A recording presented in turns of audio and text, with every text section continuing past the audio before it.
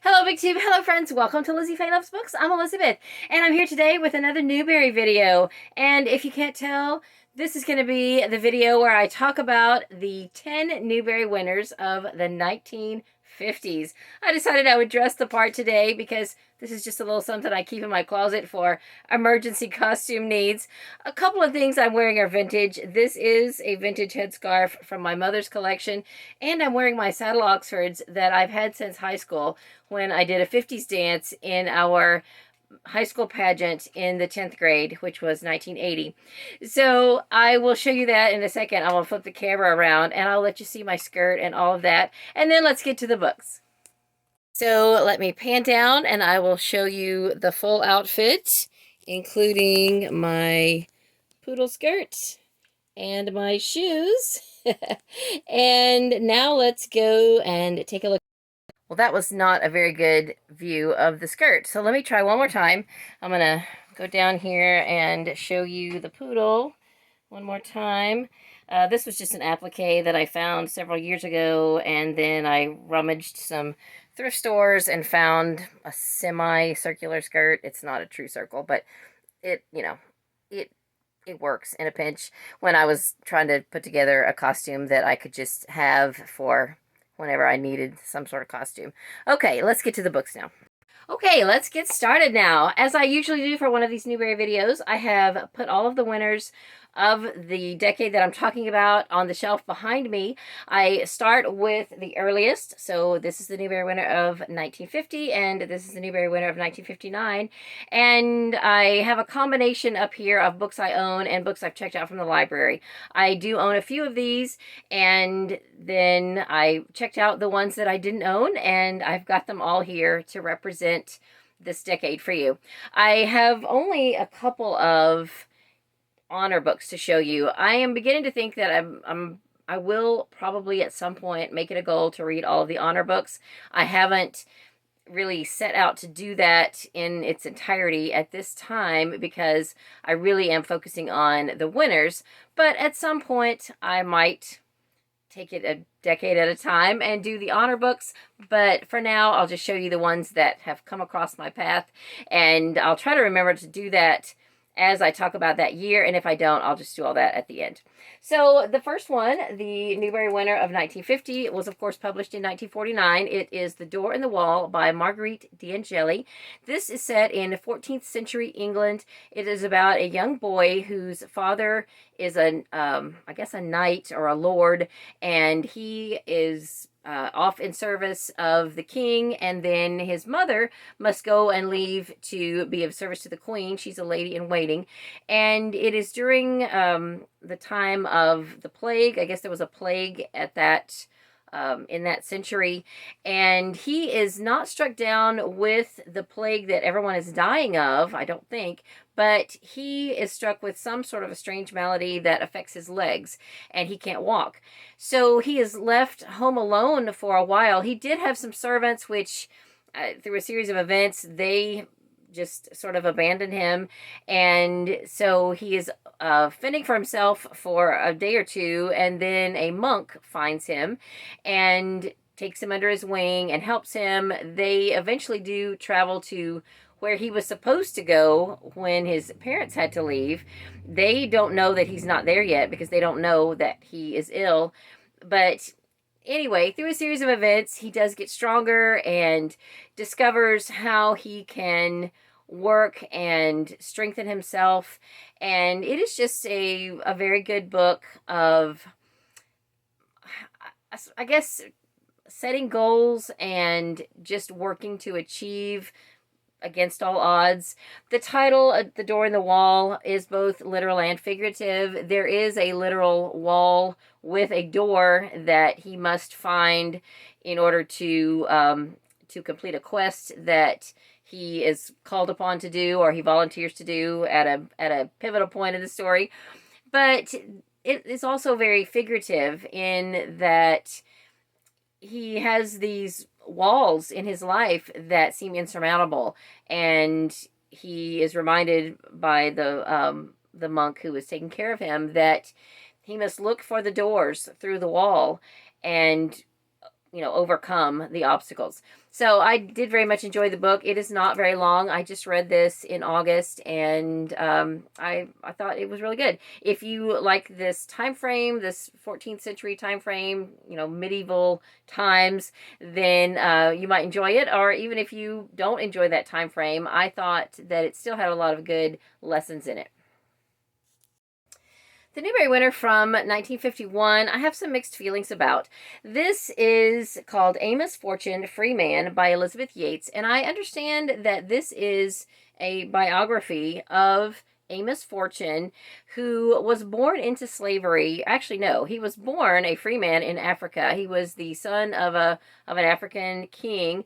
He was captured, I believe, when he was 15 and brought to the United States. He eventually bought his freedom and died a free man in 1801 or 1805, something like that. And I don't want to say that this sugarcoats slavery, because I don't know really. This is written like he wrote it, and it obviously has an author, and it was set in the 1950s. But I'm assuming that there was some research done, and the spirit of it is wonderful. This man who was in slavery never gave up hope, and just worked in his circumstances to make his life as good as he could, and then eventually bought his freedom and continued to live as good of a life as he could. So I just have mixed feelings about it, though, because I don't think that slavery is portrayed very accurately here. I could be wrong, but I know that it was different for, there's so many different situations. And maybe there were some in slavery who didn't experience the same, quite the same harshness and turmoil that others did. And maybe even if they did, they were able to believe, all things work together for good to those who love the Lord. And it does state that he was a Christ believer. So, I believe that scripture too. And, so I don't know. It's just, it's hard to believe that, that everything that's portrayed here could be absolutely accurate, but, I wasn't there. I don't know. I'm not sure, though, that for a younger reader, it portrays what we would like to be portrayed as far as slavery goes. And I'm not even making sense. We want young people reading about slavery to know that this was something horrific that we never want to go back to. And I don't think you would read this and think, oh, that must have been great by any means. But I think it doesn't really convey the atrocities as maybe it should. I'll just leave it at that. One thing I will say about this decade of books is that several of them really do portray the times, especially the way we think of it. Because I think of the 50s, it's happy days and Fonzie and everything, and a simple life. And that is definitely portrayed here in this book, Ginger Pie by Eleanor Estes. Eleanor Estes also has an honor book, I think, in the 40s, and I have not read it yet. But I have read another book by her that is not an honor book, but it's the beginning of a series called The Moffats. And both of these books are about families and their children and the escapades and antics that they get themselves into, and it's just a simple, idyllic time and fun to read about. Now, this particular book, Ginger Pie, you might think that it's about a dog, and it does center around a dog, but the dog is really missing from a very good portion of the book, and that's what the story's about. The dog has been stolen and is missing, and they spend the entire book trying to find her. But the kids also participate in various activities that I think are definitely not safe by today's standards, like playing in houses that are under construction. I think they call them skeleton houses. And, you know, we would definitely frown on that in today's world because that's really not safe. You know, they could step on a nail, something could fall on them, there's equipment, you know, it's not a good idea. But anyway, it's a different time now, and if we want to read about what it was like then, this may be one that you would enjoy. So I didn't hate it. It didn't blow me away. It was cute, but you know, not my favorite, but still somewhat enjoyable. And I think I can grab the next one without things falling, so I will. Also in this decade, there is a good bit of history, as you know, you can see from the two that I showed you first. And now this one is The Secret of the Andes by Nolan Clark.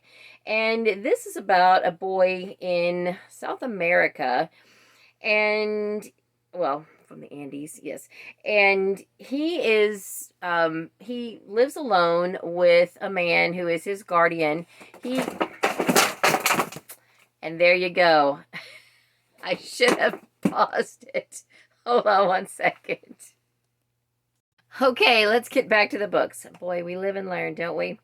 Anyway, as I was saying, this is set in the Andes, which is in South America, and it is about a young boy named Cusi who has been raised by his guardian Chuto, and they raise llamas up in the mountains. Now, Cusi, I'm not sure exactly what age he is. I'm not even sure if it says, and I don't really know what time frame this is set in. It may be set in modern day, but Cusi is on a life path, kind of a similar life path of his ancestors. You don't really know at first, and he doesn't know, that he has been chosen for this special path of life.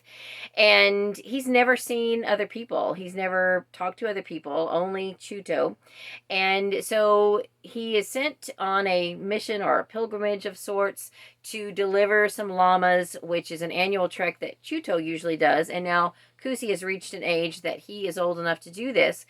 And he doesn't really know that this is a pivotal point for him. I mean, he kind of does, but he doesn't really know exactly the weight that all of this carries.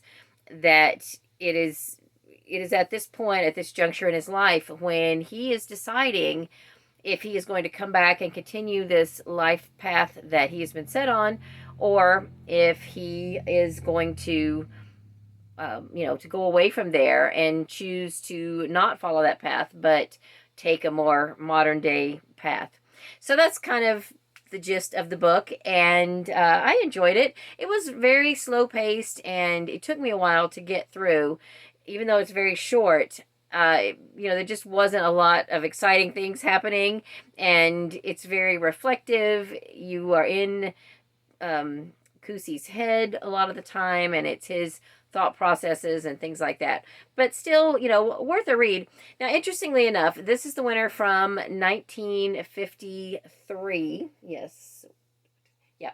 And one of the honor books that year is Charlotte's Web. Now, I don't have the book anymore. It accidentally got put in our yard sale pile.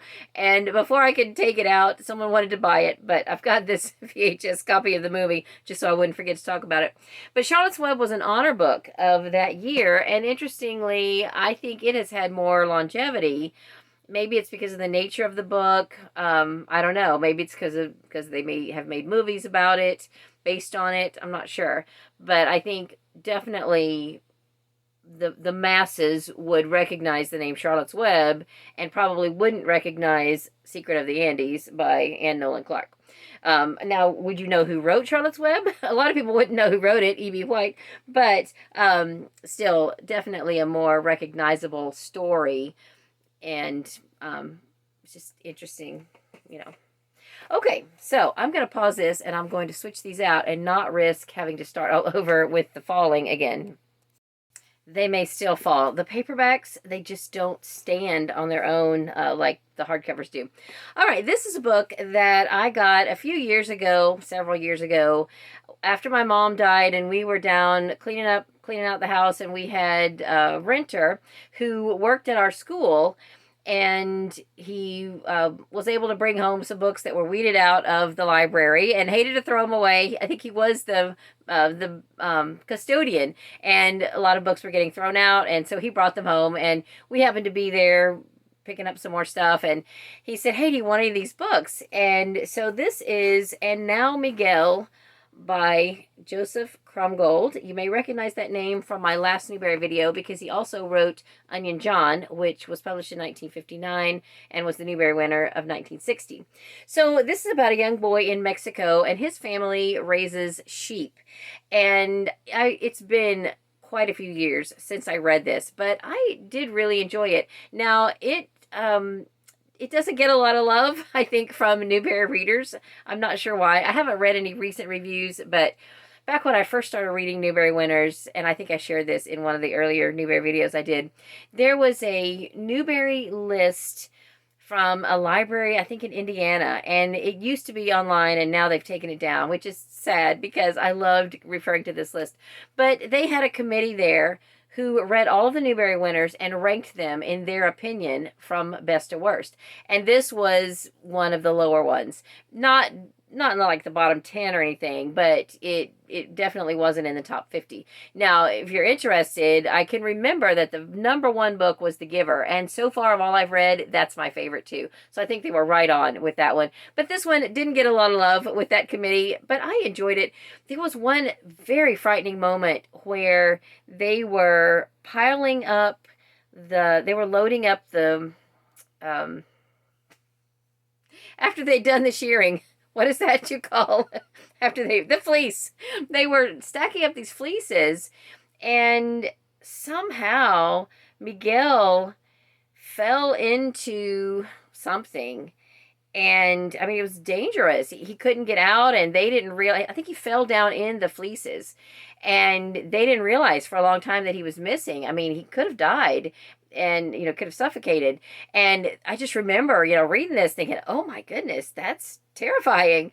But I did enjoy the book. It's probably, as I recall, it's slow paced, but I liked it, and you might as well, or you might not. I don't know, but that's what I thought about it. This one is the one I've read most recently, and if I had to sum it up in one word, I would say endearing. This is The Wheel on the School by Meindert DeJong. I put it off till the end because it's kind of thick. I don't know anything about this author. I wasn't sure if I would even like it, but I thought it was adorable. It is about this group of young children from a fishing village in Holland, and they are asking their teacher at the beginning of the book, well, one girl in particular, it's one girl and 5 boys in this school, in this class, and she's asking, why aren't there storks in our village? All the other villages around have storks that nest on their roof. And so the teacher challenged them all to leave school that day and observe and ask and ponder it. And so they determined that it was because they didn't have any wheels on their roofs for the storks to nest on. All the other villages the people had put wheels on the roof, and that was a place for the storks to nest. So then they decided they needed a wheel, and each one of them goes about his own journey searching for a wheel, and they get to know the townspeople. There's this one kind of gruff man, or at least they perceive him to be a very gruff man. His legs have been amputated, and the story is that they were bitten off by sharks because he was a fisherman, and now he doesn't fish anymore because he's in a wheelchair. And they are terrified of him. And so it's that story, and it's just adorable. I just loved it a lot. It's very slow paced. I would say that about just about all of these books. It's very slow paced, but this one was just precious. When I picked up Carry On, Mr Bowditch by Jean Lee Latham, I had no idea that this was about a real person in history. And now I'm thinking, I don't know the exact time, somewhere during the Revolutionary War time, or maybe even earlier than that. Actually, let me look that up real quick. Did you see that? Just as I was turning off the camera, they all started falling again. I don't know if the camera caught that or not. I think it did. Anyway, so Carry On, Mr Bowditch by Jean Lee Latham. I did not expect to enjoy this nearly as much as I did, and I didn't know that it was based on an actual historical figure.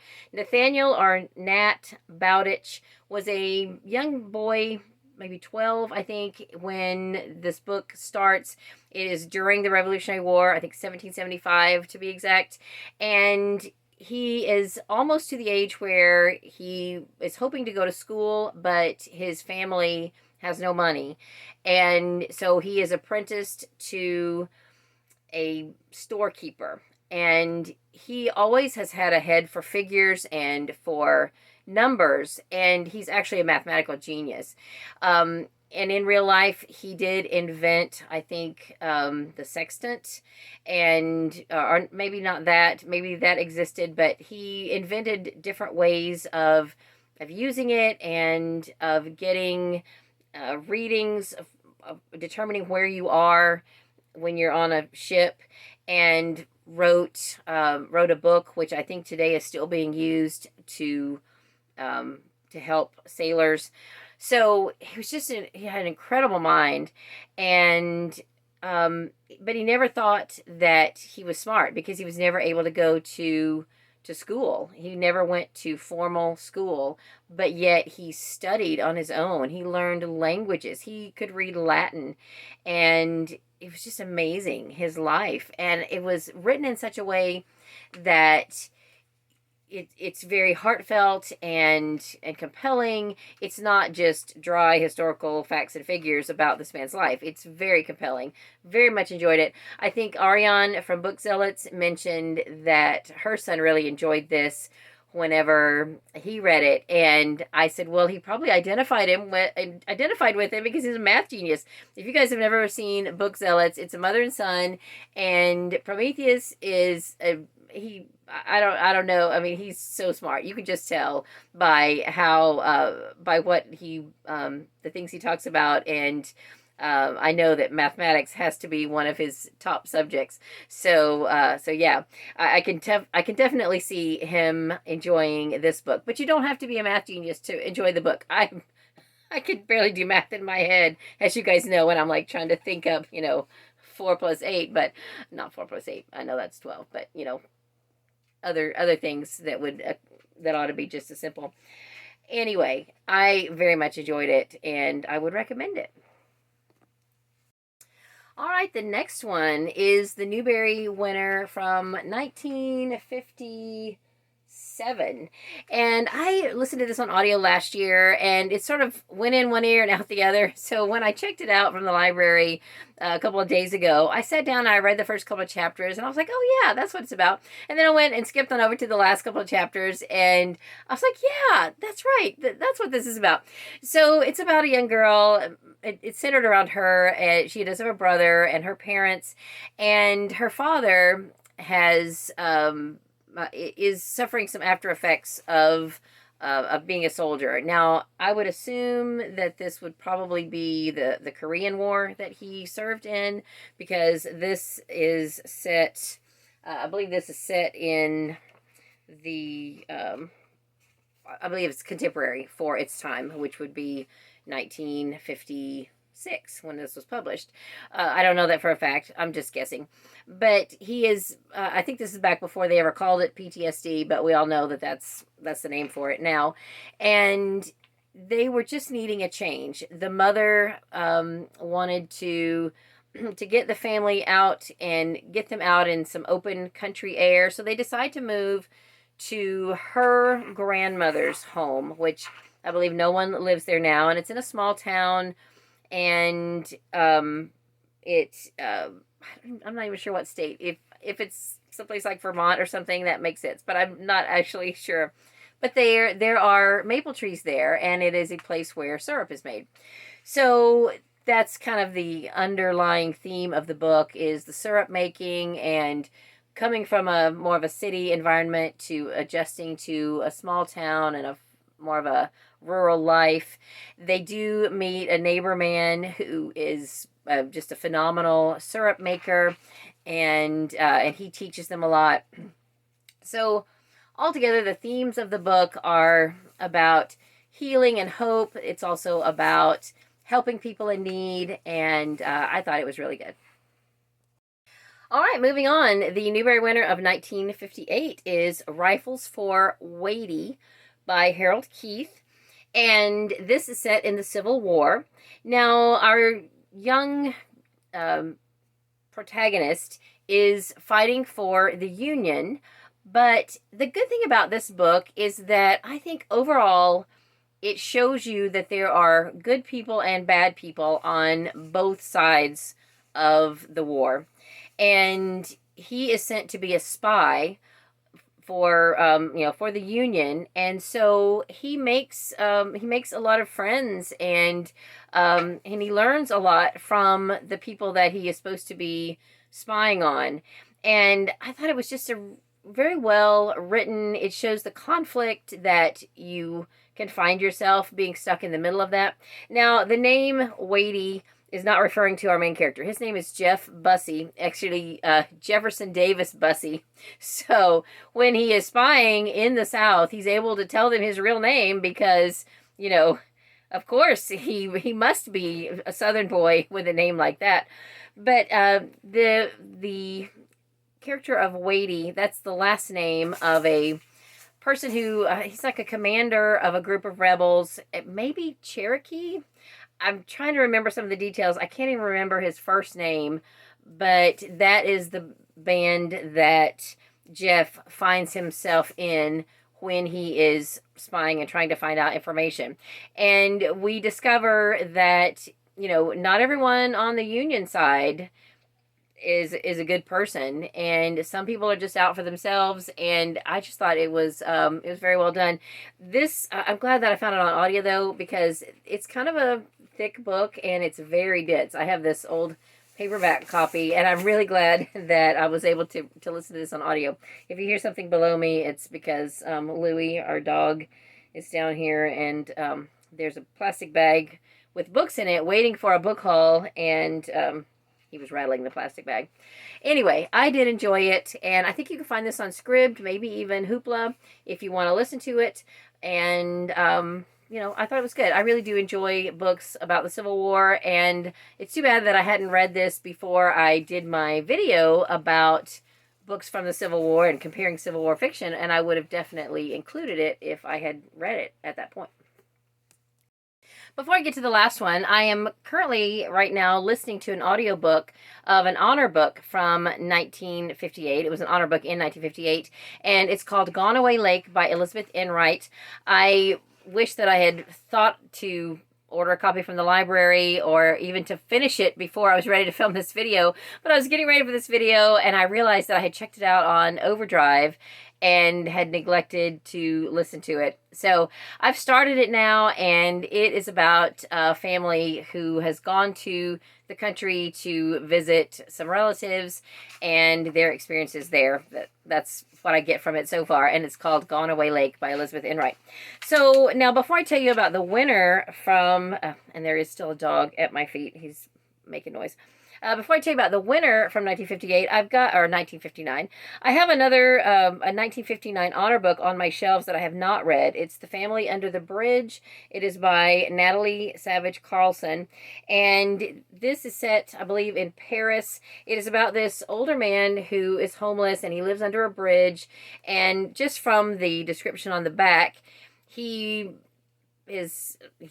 content with the life he has. He doesn't really want to have any contact with anyone else, but there is a group of children who live under the bridge. I'm not really sure if they live there with their parents or if they're orphans or what, but the children have a suspicion that he is not the hard, crusty soul that he wants to portray that he is.